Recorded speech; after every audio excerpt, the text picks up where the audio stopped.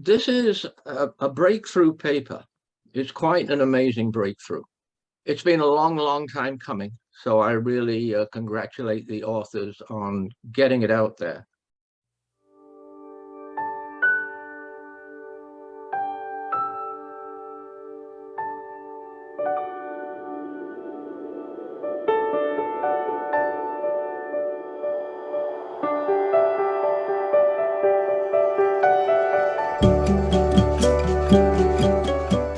Hello, everyone, and welcome to another Climate Emergency Forum, that show that examines and analyzes the most recent climate change stories that we're faced with today. We're very glad to have you with us. And if it's your first time, welcome. And if you like what you hear, please consider to share and subscribe. And for those of you who have been with us for a while, we're glad to have you back. And also, we would like for you very much to hit that like button and add any thoughts or comments you may have down in the comment section. We really enjoy reading them. We really do. And tonight, Climate Endgame. It's another serious topic. We will be giving you an overview of a paper that was written by the Proceedings of the National Academy of Sciences. Now, this paper, the title should give you an idea of where the scientists are going with this. You can't get any more clear than Climate Endgame, can you? The subtitle is Exploring Catastrophic Climate Change Scenarios. And before this comes across as one of those over-the-top doomer type scenarios that some of the climate scientists, such as the esteemed Michael Mann, really dissuade us from indulging in, I want to assure you that that's not this. It's written by very well-noted scientists, and it's edited by Kerry Emanuel, Dr. Kerry Emanuel from the Massachusetts Institute of Technology, and he's really well-known in his field. So as I'm saying, these sound like drastic scenarios, and in a way they are by design.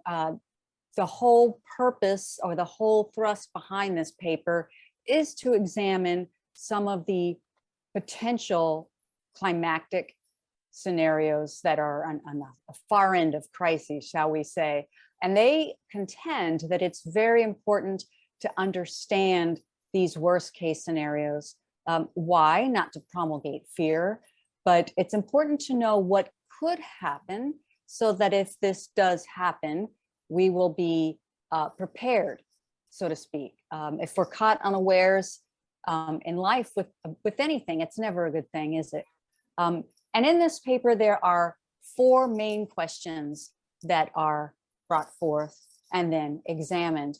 And I'm going to go ahead and enumerate them for you. The first question is climate change and how it may drive mass extinction.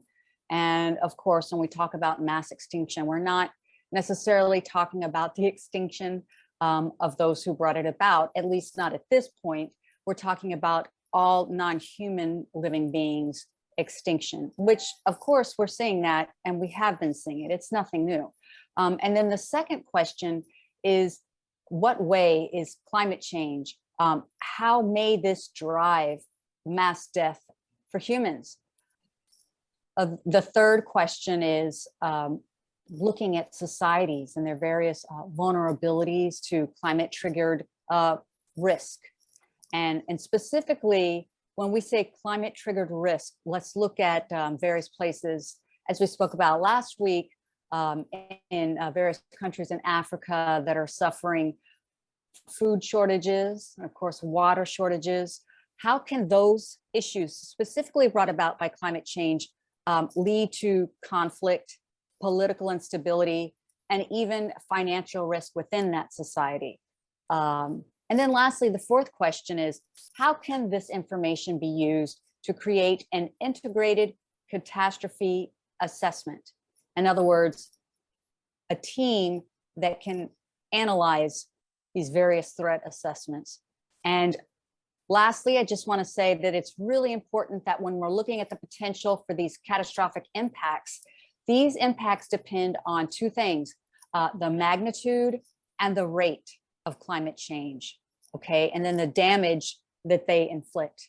And then, of course, we have to couple that with the vulnerability of various places on the planet, and then the response of those affected. So for example, those in the global north may have less vulnerability due to infrastructure systems and may have a better chance at a stronger response because of financial resilience. So it's a lot to unpack there. And I'm just going to hand it straight to Peter, because I know this is one of his specialties, talking about the extreme impacts of climate change. Thanks, Regina. Yeah, this is a breakthrough paper. It's quite an amazing breakthrough. It's been a long, long time coming, so I really congratulate the authors on getting it out there. There's a lot of authors in this paper. There's 10 or 11. So that's an unusually heavy paper with respect to climate experts. And 5 or 6 of them are world long-time leading climate experts, like Hans Schullenhuber and several others that are very well known.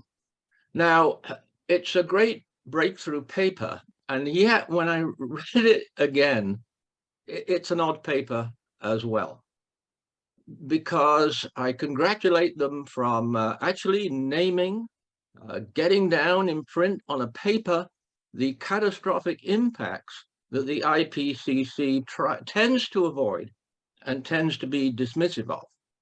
So that's great. But I think most people will realize that we're in global, unprecedented, disastrous climate change. And actually, according to the definition of catastrophe from the insurance companies, we are also in catastrophic climate change today. So the idea of the conclusion that the paper makes of setting up a unit to research climate catastrophes and indicating that they're going to develop models in order to do that, I find that, frankly, a little odd. It runs a big risk of being yet another delaying project from the scientists. So what do they mention that the IPCC tends or tries to avoid? Well, Arctic permafrost thawing, of course, releasing methane and CO2. Droughts, they mention. Fires in the Amazon, they mention. And most importantly, they mention the carbon feedbacks from Amazon fires and also from droughts.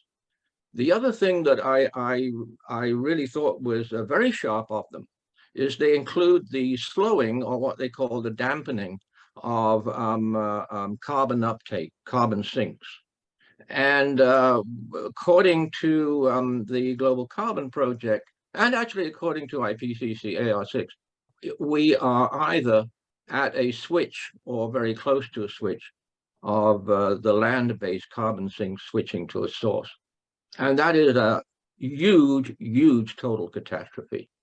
They also mention abrupt and irreversible changes, and they get into and explain really quite well the tipping cascades. So when you read through the paper, yeah, you read all these together, it's pretty horrifying. They make a conclusion. They pose a question at the beginning of the paper, and then they make a conclusion at the end of the paper, which is right on.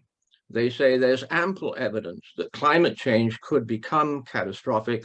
We could enter such an endgame at even modest levels of warming. Well, we're there. We're definitely there. You can tick off all these catastrophic impacts that they mention. And I hope that the scientific community as a whole will respond to this paper. That's my big hope. If they don't, I fear that setting up another research unit to do research on climate catastrophe isn't going to achieve what has to happen. And what has to happen is the scientists have to tell our governments what the AR6 has, which is global emissions must be put into decline immediately and rapidly. That's not in this paper. It is in the IPCC. Thank you so much, Peter. Yes, immediately and rapidly. And I'm just wondering, for some of the people out there, you had mentioned tipping cascades. Can you just give us a brief understanding of what is meant by that? Yeah, that's been around for a long time, actually. The expert on this, and he's doing great work, is Tim Lenton, and he's an author in this paper. So tipping points are probably understood. If you stress an ecosystem like a huge forest or wetlands, for example, in the Arctic, they tend to be resilient for a while, and then they suddenly crash. It's a common aspect of systems that they have elasticity, they become resilient, but then suddenly they crash and they're gone to a much lower state. So the Hothouse Earth paper, and Will Steffen is one of the authors in this paper, that came out in 2018, of course, alerted the world to that we're not just looking at one tipping point, we're looking at tipping points tipping multiple other tipping points. Thank you so much. I mean, that was a great description. Really appreciate that. And Paul, I'm wondering what you thought about this paper. Yes, I think, thank you, Regina, and thanks, Peter. You've made my job a lot easier because you've taken many words out of my mouth. So let me move up into the clouds a little bit while we still have clouds, specifically stratocumulus clouds, because there is a paper that is projecting that with present rates of warming, et cetera, we may get a loss of many of those clouds, and that would lead to like about 8 degrees Celsius of warming, on top of all of the other feedbacks and things that are warming the planet. So I'll try to put this paper in context of, what other people have been talking about. So if you're a regular watcher of our channel and my videos on, paulbeckwith.net and Peter's work, and if you follow Peter's great graphics that he posts daily on Twitter, incredible energy to do that, on such a regular basis, taking the latest papers and compressing them into one sort of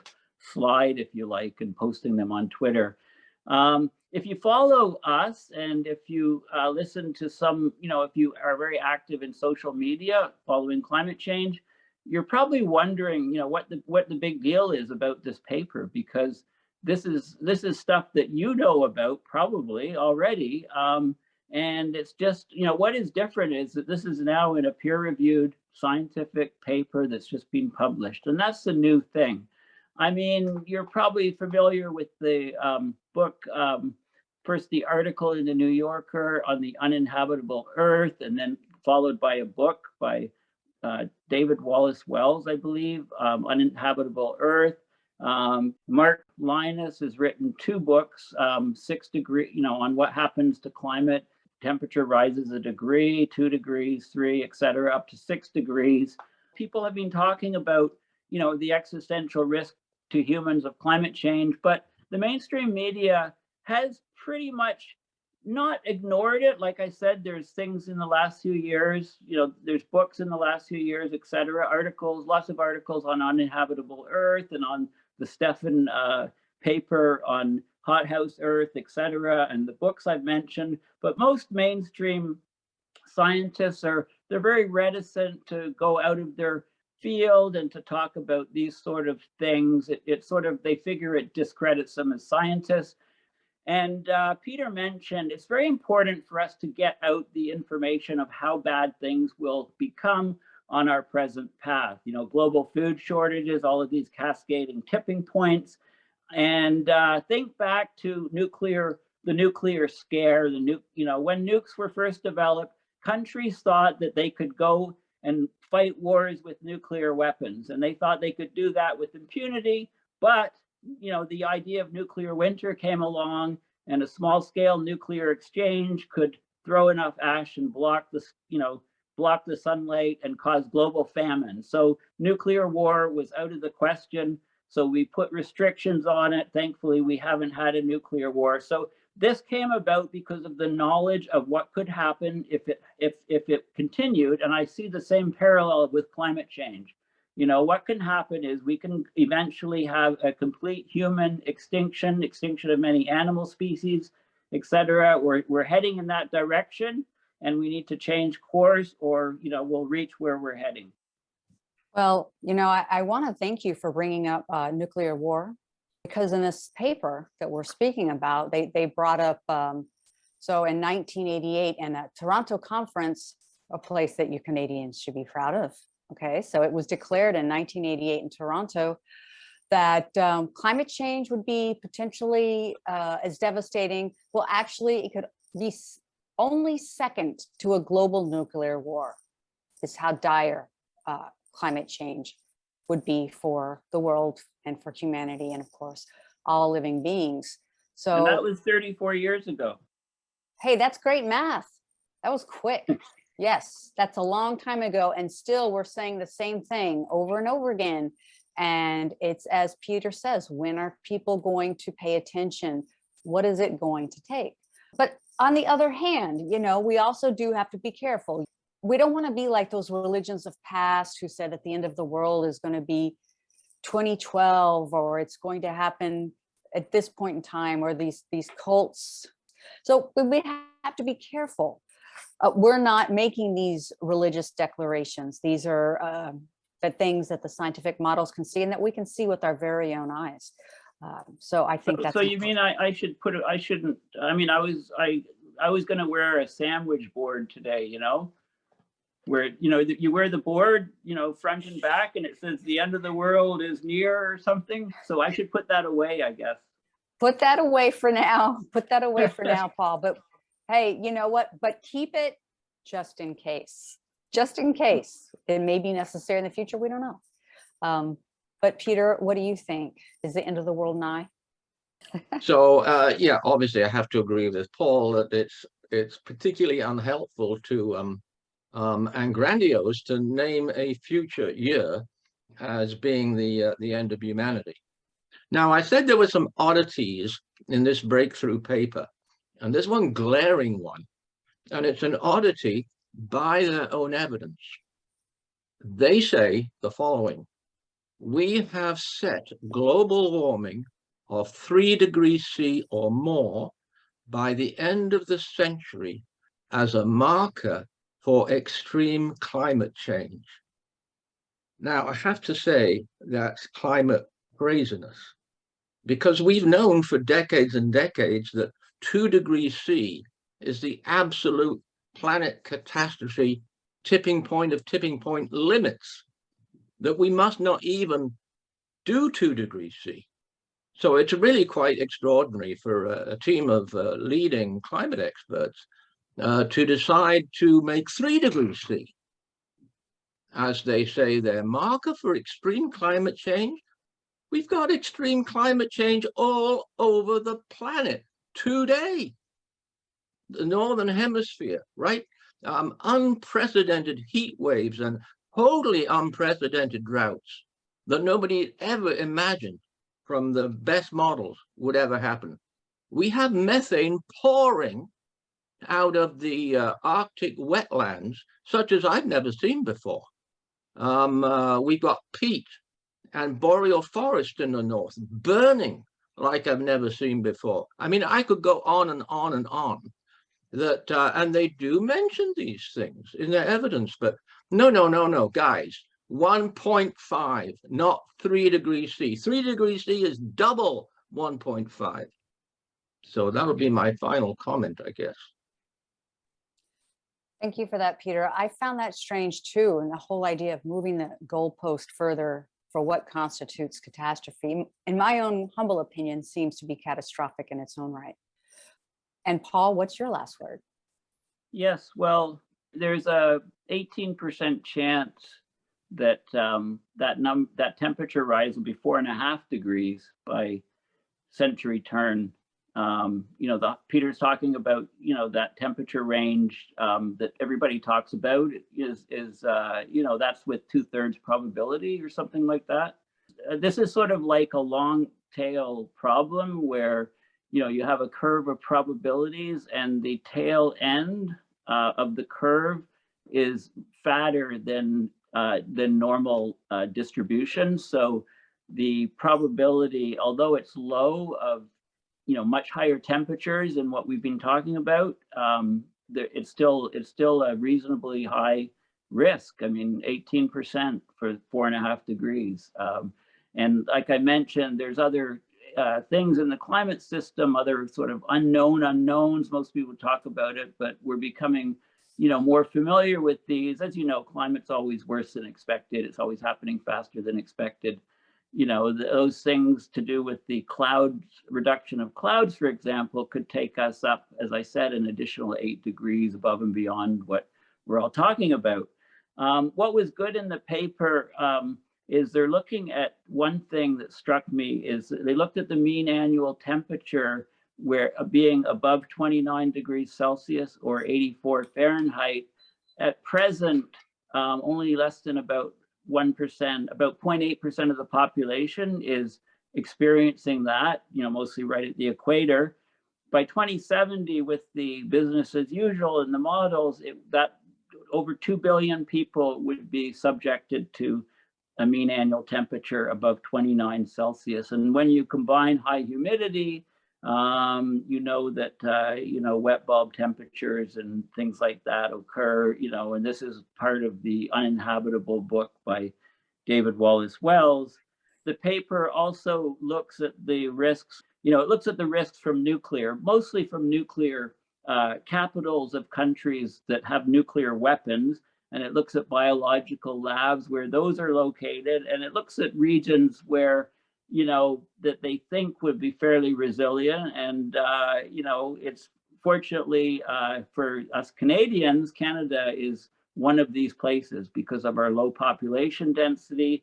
We'll need the wall on the border to keep the hordes of Americans coming up when their southwest and western part of the country becomes uninhabitable because of these heat waves and droughts, etc. Or we'll have to switch the pipelines to pumping water down to them.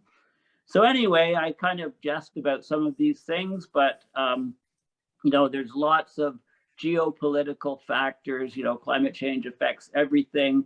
Now, so basically, in a nutshell, we now have a peer-reviewed paper that acknowledges the high risks that many of us on Climate Emergency Forum and other programs, et cetera, have been talking about for many, many years. But now it's in a paper, and that will lead to other papers, and hopefully that reduces the reticence of scientists to talk about these things. And as we get more and more public recognition, this paper certainly kicked up a big stir. Which, a week later, it's pretty much died down, the big stir. So it lasted about a week, which is a long time for, something remaining in the news cycles. It looks like the US government, Biden, is passing, hopefully, a big climate initiative soon, and if it hasn't been done already. And, we need to treat this as a climate emergency. This is our group, is Climate Emergency Forum. And so this peer-reviewed paper is a start from the scientists. It's encouraging. Hopefully, it's followed by many, many other papers that discuss these enormous risks that society faces from abrupt climate system change and all of the cascading feedbacks, et cetera, et cetera. So it's a very good start. And it's not perfect, as Peter has pointed out. It's not new to you or I or many of our listeners, but it's new to the scientific community. So hopefully we've given you a good overview of the significance and explained the significance of this new peer-reviewed paper. Thank you so much for that, Paul. I mean, that about covers it. I want to make sure that we get the link for everyone, and that'll be down in the description if you'd like to read this paper, and I highly recommend that you do. It's quite informative, and I've enjoyed this conversation. I found it to be quite enlightening, and I enjoy hearing from my friends Peter and Paul, and I especially enjoy being able to share this with you all.